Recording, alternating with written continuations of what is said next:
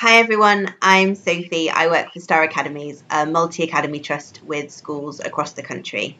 I'm not a teacher, but I'm privileged to work with teachers and school leaders as part of my job. I am a mum, and as the weeks go on, the novelty of this situation is wearing off, and I am increasingly grateful that there are places to turn for ideas and support. To accompany our home learning advice line, StarLine, we are hosting a weekly broadcast with a range of guests to cover different ideas to help you keep your kids learning and happy. This week, we're joined by Bukky Yusuf, a science teacher and senior leader from the Edith Kay School, where she works with pupils with complex needs. Bukky is also passionate about making the use of technology in education more effective. With many adults trying to work from home, it can also be difficult to make sure that our children are staying safe online. So thanks for joining us, Bukky.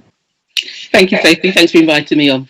And so to start with, when we're supporting children to learn at home, teachers across the country are obviously creating resources and guiding children to online learning. But how can parents and carers help children to get the most out of this?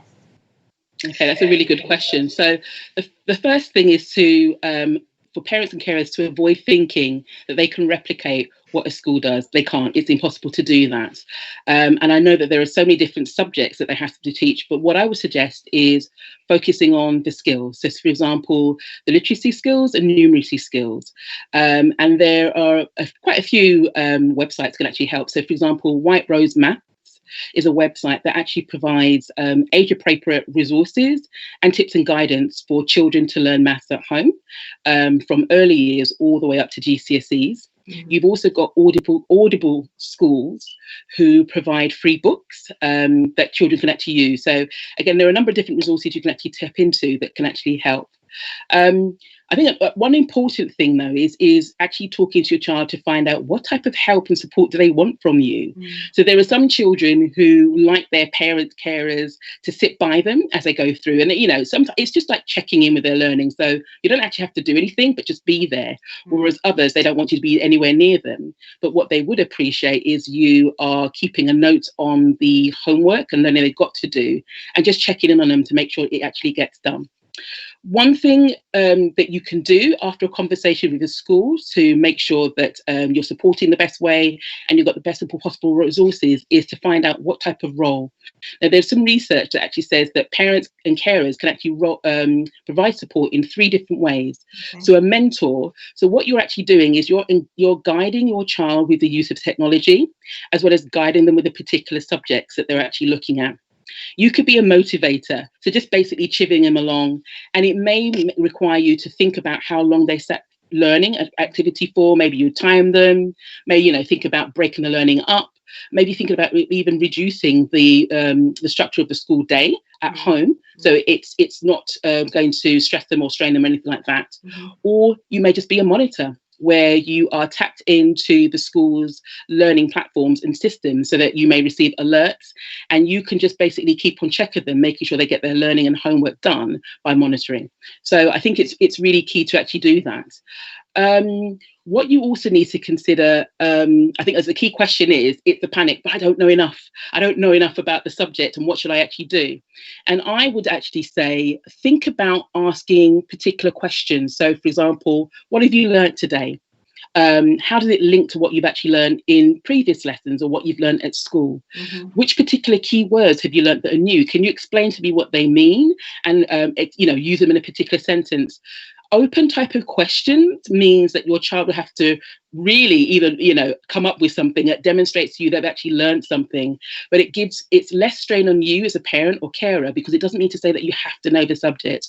All you're doing is just in a nice way reviewing the learning they've undertaken. That makes a lot of sense. So we can play the role of mentor, motivator, or monitor. And I find actually my kids need me to play all 3 at different times, sometimes at the same time with both of them. But that's really helpful. And I like the idea of using open questions, those questions that they can't just say yes or no to. That's an important one. Otherwise, my son definitely just says Yes, no, it was good. So that's really helpful.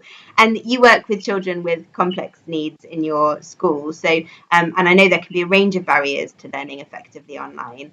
From your experience, what can parents and carers do to help children with complex needs get the most out of online learning? Okay, so again, it's another conversation with the school to look at what the appropriate resources may actually be.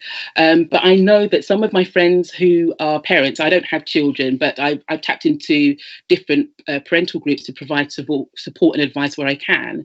They say that, and they're not pointing fingers, they say that, they haven't really got much in terms of maybe resources or ideas about what the schools can actually, in terms of what they should be doing at home. So one great start is the DfE website. What they've actually done is they provided links for all the different subjects, primary and secondary sector, but they also provide links of resources for special educational needs and disability. And they provide a whole wealth of resources for students who've got complex learning needs, moderate learning difficulties, etc. What I like about them is it's got the range. So even if you've got your children who can easily access curriculum material, they can still go, but they may have adjustments that they suggest that you make. Children who, for example, are reluctant readers or find it difficult to read, there are resources in there that have actually got picture symbols as well, that, like linked to things like, say, like widget software. So it aids the continuity from what the children will actually be used to using at school and what they actually use at home. So they're just two examples of a wide range of things. But if you feel hesitant about looking at supporting as a parent from a subject perspective, they've even got learning resources that can actually help to develop life skills. So they give a wide range depending on what you need and where your child's learning basis is. That's really helpful, and there was lots of really great links that you've suggested in there, so we'll make sure that we share those underneath the video.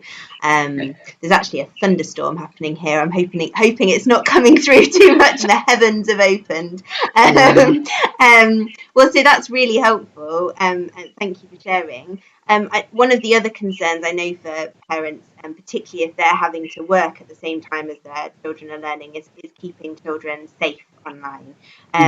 So do you have any tips or suggestions for parents to help them do that effectively?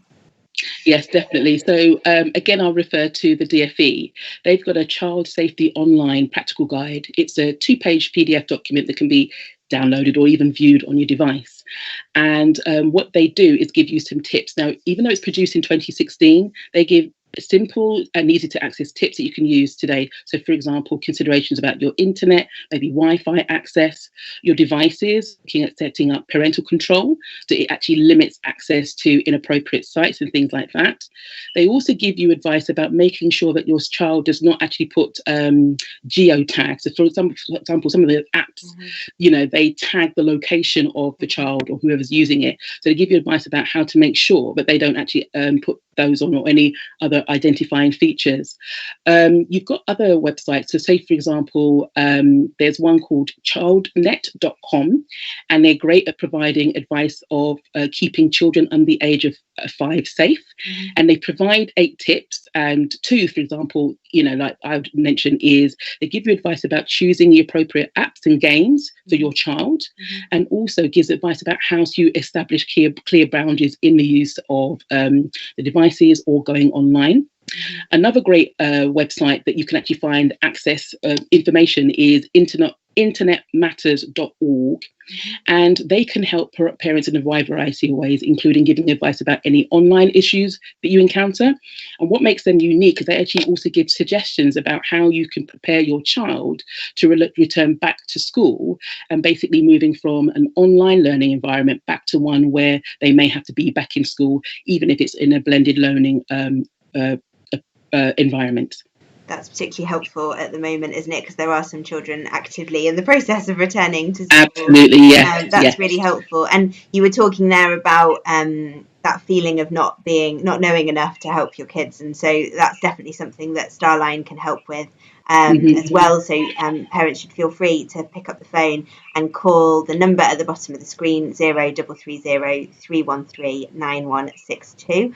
You can also contact us via our website and through Facebook just by searching StarLive Helpline. We have 200 specialists in a range of areas, both subject and curriculum, but also well-being and behaviour, all sorts of other things. So if you are stuck helping your kids, StarLive are here to help. Well, thank you so much, Bukky, for sharing all of those great tips, and we will include all of those links under the video. That was really helpful. Thanks for joining us. Okay, thank you again. Next week on StarLive, we will be talking to Emily Owen from the Education Centre at the Houses of Parliament. She'll be sharing ideas on how to talk to children about current events in the news, helping them to be curious, but also to be selective and careful about absorbing fake news. In the meantime, please stay safe, and we look forward to seeing you next week.